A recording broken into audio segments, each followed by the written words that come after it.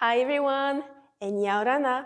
Today I want to show you the best, the amazing Farapu step. The Farapu step is the very fast round that you are doing with your hips.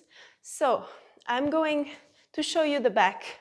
So you have to stay in your dancer position and you have to bend your knees.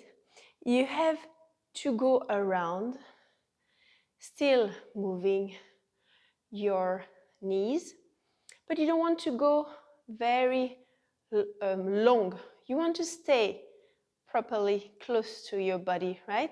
So you can try left and right. So this is the beginning, okay? And when you feel that it's more comfortable in one side, for me is the right. I can show you here.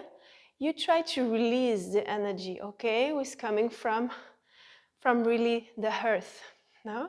So here, you keep going by accelerating your knees and you let your hips moving.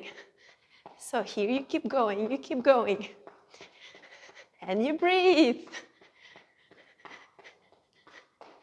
Here we go.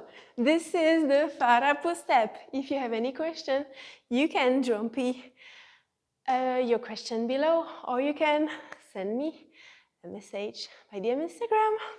Nana.